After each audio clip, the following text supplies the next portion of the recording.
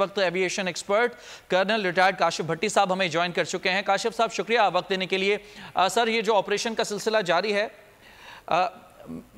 Major Kashif साहब ये बता दीजिएगा कि अभी जो ऑपरेशन का सिलसिला शुरू हो चुका है, स्लिंग ऑपरेशन का इंतखाब किया गया है इसको कंडक्ट करने के लिए, क्या समझते हैं आपकी एक्सपर्टीज के मुताबिक ये बेस्ट तरीकाकार होगा इसको रेस्क्यू को मुकम्मल करने के लिए? जी, स्लिंग ऑपरेशन ही बेस्ट तरीकाकार है क्योंकि स्लिंग के साथ आप ऊपर भी खींच सकते हैं स्लिंग ऑपरेशन के साथ। राइट।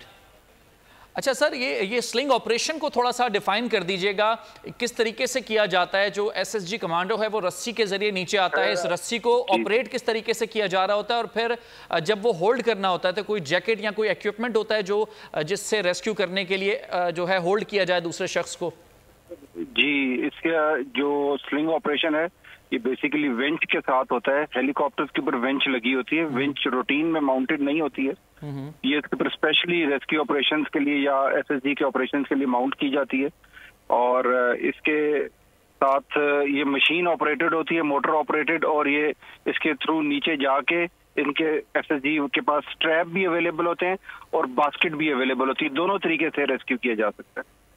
और इन केस जिसको रेस्क्यू करना है वो अगर अनकॉन्शियस हो तो फिर क्या तरीकाकार होता है? क्योंकि 2 बच्चे बताया जा रहा है कि वो अनकॉन्शियस हैं। इसकी बास्केट होती है जिसके अंदर उसको करते हैं, और दूसरा जो रेस्क्यू वर्कर नीचे जाता है तो उसके साथ एक स्ट्रैप ऑन सा लगा होता है, जिसके साथ अगर बेहोश भी है तो अपने साथ स्ट्रैप ऑन करके उसको ऊपर खींचा जा सकता है।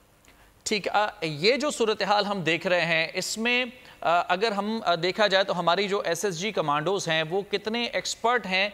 क्या उनके पास तमाम तर जो एक्सपर्टीज हैं वो मौजूद हैं कि इजीली इन तमाम 8 लोगों को वो रेस्क्यू कर लेंगे? जी, जो हमारी एसएसजी है माशाल्लाह वो बेस्ट इन दी वर्ल्ड है, और ये रूटीन के ऑपरेशंस हैं उनके, जिसकी वो लगातार एविएशन के साथ प्रैक्टिस भी करते रहते हैं। खास तौर पे तरबेला में जो इनकी हेडक्वार्टर है वहाँ पे होते हैं, और चराट में जो इनका एसएसजी स्कूल है वहाँ पे भी इनके स्लिंग ऑपरेशन वगैरह जो है वो होते रहते हैं रूटीन में।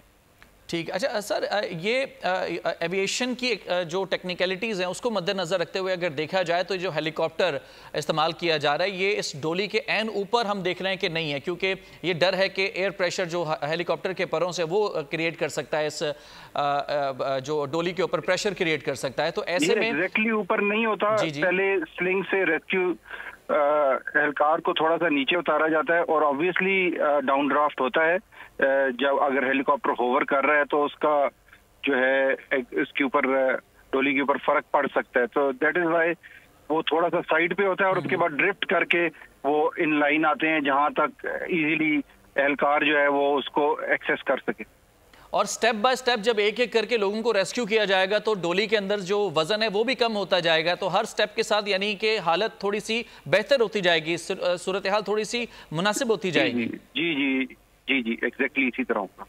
राइट। अच्छा सर, एक और चीज़ बता दीजिएगा, जो वेदर कंडीशंस हैं वो कितनी ज़्यादा असरअंदाज हो सकती हैं? क्योंकि अभी तकरीबन 3 बजे का वक्त है और इन इलाकों में कभी भी बादल आ जाते हैं, कभी भी बारिश शुरू हो जाती है। अगर ऐसा कुछ चेंज आता है वेदर में फिर कितनी मुश्किलात हो सकती हैं? और अंधेरे का भी फैक्टर यकीनन बहुत ज़्यादा है, 2 से 3 घंटे के बाद अंधेरा शुरू हो जाएगा।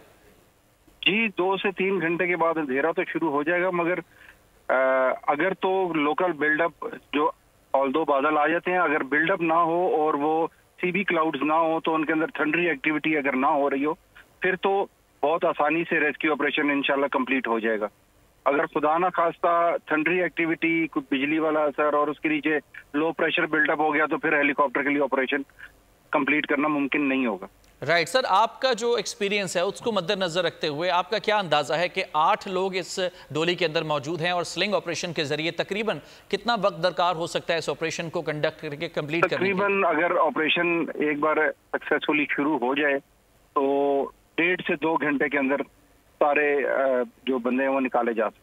राइट। और जो अभी तक की जो हमारे पास सिचुएशन है वो ये है कि एक एसएसजी कमांडर के जरिए डोली तक रसाई हो चुकी है, उन तक खाना और पानी पहुंचाया जा चुका है, यानी कि ये क्लियर हो चुका है कि ये जो ऑपरेशन है ये बिल्कुल सही तरीके से किया जा सकता है, यानी कि पॉसिबिलिटी वहां तक है। और खाना एक्सेस देना बहुत जरूरी थी क्योंकि काफी देर से जो उसके मुसाफिर थे सारे वो स्ट्रैंडेड थे, तो उनको इमीडिएट पानी और खाना देना जरूरी था, तो वो पहला स्टेप था।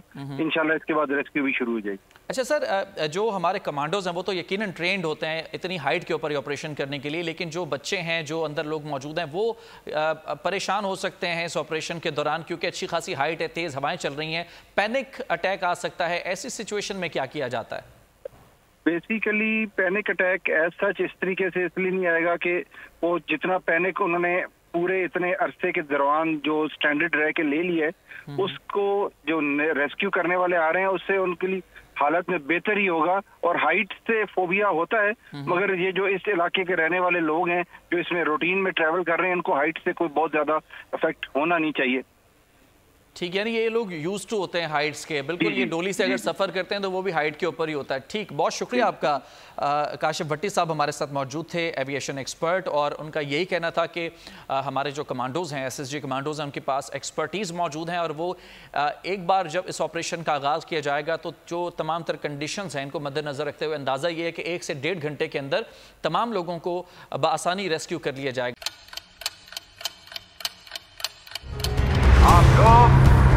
इस मुल्क पाकिस्तान में आजाद है। सहाफती उसूलों पर कारबंद, बोल न्यूज ने रखी रिवायत बरकरार। बोल न्यूज की जानिब से देखने वालों को यौम आजादी की बेहद मुबारकबाद। मुल्क भर से जश्न आजादी की तकरीबात बोल ने दिखाई अपनी स्क्रीन पर। पाकिस्तान के 76वें यौम आजादी का जश्न, बोल ने सुनाई पाकिस्तान जिंदाबाद के नारों की गूंज। बोल की सबसे बड़ी ट्रांसमिशन में पाकिस्तान का नाम रोशन करने वालों ने दिए कौम को पैगामात। बेपनाह मुश्किलात का सामना करके इस मुल्क को हासिल किया। आज़ाद कौमों को बहुत सी कुर्बानियाँ देनी पड़ती हैं। 76 वालियों में आज़ादी का दिन जोश खरोश के साथ मना, क्योंकि जिंदाबाद पाकिस्तान ये है बोल की पहचान। सब्सक्राइब करें और बेल दबाएं ताकि कोई खबर रह न जाए।